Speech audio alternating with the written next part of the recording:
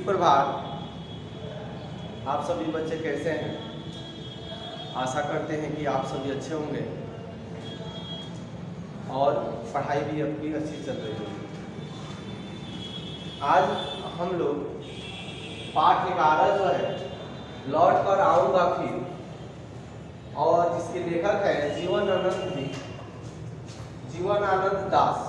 ठीक है, तो आज हम लौट कर आऊँगा फिर इस पाठ का कुछ शब्दार्थ दिया है, इसको हम लोग जान लेते हैं। कल इनकी जीवनी को हम लोग जानेंगे, उसके बाद से हम इसका सारांश को हम लोग समझेंगे, जानेंगे। कल आपको हम पाठ 10 जो है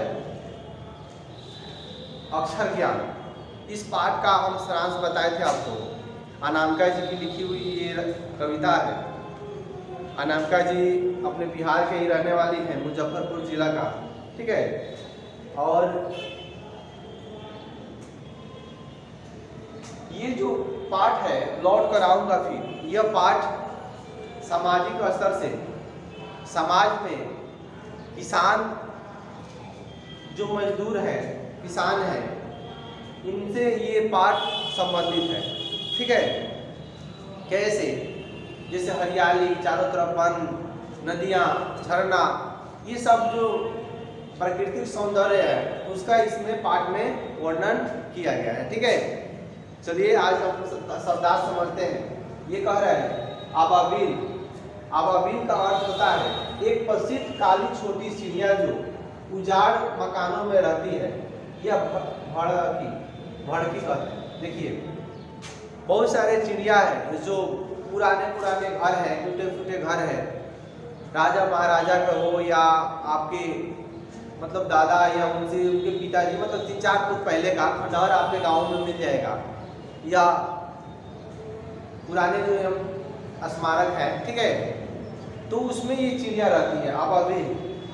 और ये खंडहर, जिसको खंडहर कहते हैं, टूटा फूटा घर, उसी में ये अपना घोंसला बनाकर रहती है। आप लोग तो अक्सर जानते हैं कि चिड़िया जो रहती है पेड़ों पर रहती है अपना घोंसला बनाकर, और वहीं से अपना क्रियाकलाप जो होता है, खाना दाना चुनना हो या रहना हो, हर मौसम में, गर्मी ठंडा बरसात में। लेकिन ये जो चिड़िया है, यह एक चिड़िया खंडहर में टूटे फूटे घर में अपना घोंसला बनाती है, अपने बच्चे को पालन करती है। चलिए आगे दिया है पेंग दिया है। पेंग मतलब होता है झूले का दोलन।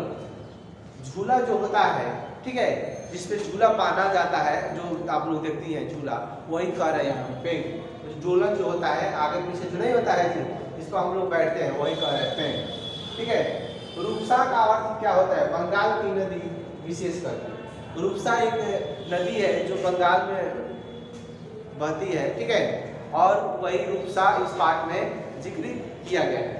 आगे जो है सारस। सारस एक पंछी है जिसको क्रॉच भी कहते हैं। ये सारस एक पंछी है जो यह ऐसी पंछी है जो अपना मौसम के अनुसार स्थान बदल लेती है। ठीक है, देखिएगा, जिसको कई बार देखते हैं, कई पंछी आप लोग देखिएगा गाँव में, कहते हैं ये भगवान जी की पंछी है, ये ऊपर से आई है। ऐसा नहीं है, कुछ पंछी ऐसी होती है जो अपना मौसम के अनुसार स्थान को परिवर्तित कर देती है। जहाँ ठंडा उसको मिलता है वहाँ चली जाती है, गर्मी में वो भाग जाती है। फिर ठंडा का मौसम आता है, मौसम हवा चलता है, उस समय वो आती है। ठीक है, तो ऐसा नहीं है कि ऊपर से वो बनाकर भेजा गया, ऐसा नहीं है। ये सब बातें शिक्षित आदमी करता है। तो ये सारस एक पंछी का नाम है। रूपसा आप लोग जानते हैं ये नदी है, और ये पेंग एक झूला, जिससे झूलन, और ये आबाबिल एक पंछी है जो अपना खंडहर में रहती है। ठीक है, तो आज हम लोग शब्दार्थ जान चुके हैं, लेकिन आप लोग को एक और बात बता दें कि आप सभी प्रतिदिन जो होमवर्क हमारे पास बनाकर भेजती हैं, वो प्रश्न उत्तर आप लोग ज़्यादा से ज़्यादा संख्या में भेजें। नाम और सेक्शन क्लास स्पष्ट रूप से लिखा होना चाहिए, साफ होना चाहिए। ठीक है, और आप लोग प्रतिदिन बना के भेजिए, एक दिन भी एब्सेंट नहीं कीजिए। और उस दिन में आपका स्कूल खुलेगा। जो होमवर्क आपको दिए हैं काव्य खंड में पाठ 1 से लेकर 8 तक, लेखक परिचय से आपको ऑब्जेक्टिव प्रश्न बनाना है, वो भी क्लियर साथ में करते चलिए। और आप क्लास में जब आइएगा तब आपका कॉपी जांच करेंगे, आपसे प्रश्न सुनेंगे, ठीक है। देखिए आप लोग का एग्जाम समय से ही होगा, इसीलिए जब गाइड आपका मार्केट में आता है खरीद लीजिए, हिंदी को पढ़िए।